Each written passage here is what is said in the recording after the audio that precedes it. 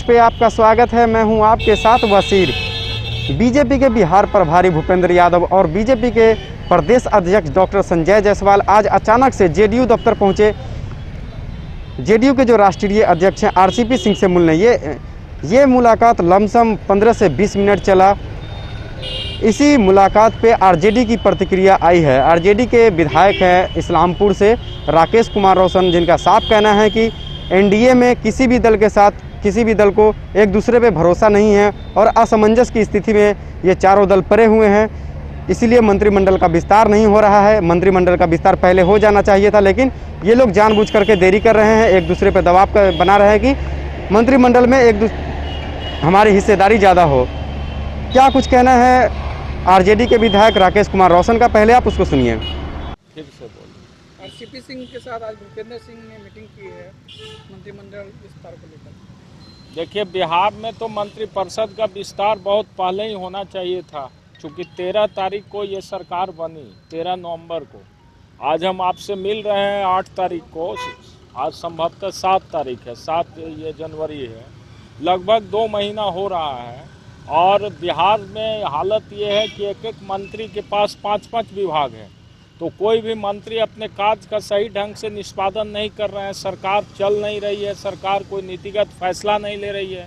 तो मंत्रिपरिषद का विस्तार बिहार के अंदर तो हम लोग हमेशा कह रहे थे कि बहुत पहले से होना चाहिए, और ये चूँकि इन लोगों के बीच का अंदरूनी जो मसला है सुलझ नहीं रहा। भारतीय जनता पार्टी और जनता दल यू के बीच जो आपसी तालमेल है, वो तालमेल इन लोग का बैठ नहीं रहा है, जिसके वजह से हम लोग पहले से कहते रहे कि ये बेमेल गठबंधन है।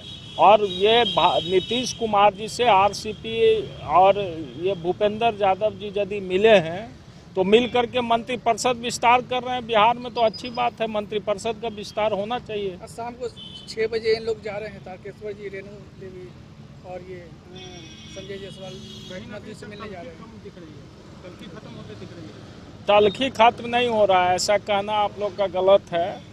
आपने देखा होगा कल भी जनता दल यू के प्रदेश अध्यक्ष आदरणीय वशिष्ठ बाबू ने बयान दिया सार्वजनिक तौर पर, और न्यूज़ 18 के लोगों ने उनका बयान लिया था, जिसमें उन्होंने कहा कि भारतीय जनता पार्टी ने जो हमारे साथ हिमाचल प्रदेश में किया वो उन्होंने गठबंधन धर्म का पालन नहीं किया और इससे हमको काफ़ी कष्ट हो रहा है। तो उन्हीं का बयान बता रहा है कि इन लोग के बीच तलखी है अभी।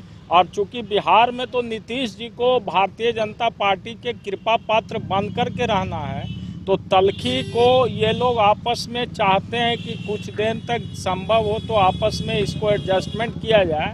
तो ये मजबूरी में ये एक दूसरे को कह रहे हैं कि तलखी नहीं है, तलखी तो ज़मीन पर आ गया का। तो शुरू से जो उनका लाइन रहा है, हमेशा जिनके साथ रहे हैं बार्गेनिंग पॉलिटिक्स करते हैं। तो अब उन पर क्या उनका डिमांड है, किस तरह का एडजस्टमेंट हुआ है नीतीश जी के साथ, उनका पहले से क्या बात था।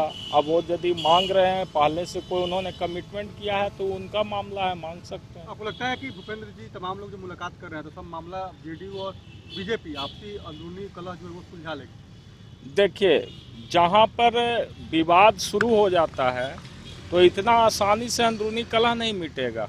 या अंदरूनी कलह का जो कारण है, कारण पे जब तक उसका निदान नहीं होगा, क्योंकि भाजपा जदयू के लोगों को जब तक आपस में एक दूसरे पर ट्रस्ट नहीं होगा, विश्वास नहीं होगा, तब तक कलह दूर कैसे होगा। और विश्वास कहीं जहाँ कमी है तो वहाँ तो कलह बरकरार रहेगा। तो आपने सुना राकेश कुमार रोशन का, जिनका साफ कहना है कि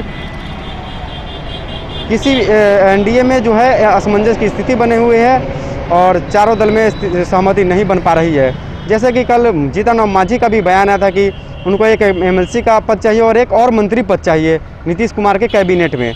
अब देखना ये बात होगा कि जीतन राम मांझी को क्या मंत्री पद दिया जाता है और एक एमएलसी का पद दिया जाता है कि नहीं। आरजेडी का बड़ा हमला हुआ है। आरजेडी के विधायक जो राकेश कुमार रोशन वो बोले हैं कि मंत्रिमंडल का विस्तार पहले हो जाना चाहिए था, लेकिन इसमें देरी हो रही है। ये चारों दल में जो है एनडीए में जो जितने भी दल है, जेडीयू, बीजेपी, वीआईपी, हम, ये चारों दल में असमंजस की स्थिति बनी हुई है और एक दूसरे पे किसी भी दल को भरोसा नहीं है। अगर आपको ये खबर अच्छी लगे तो अपने दोस्तों के साथ शेयर करें, हमारे चैनल को सब्सक्राइब करें। धन्यवाद।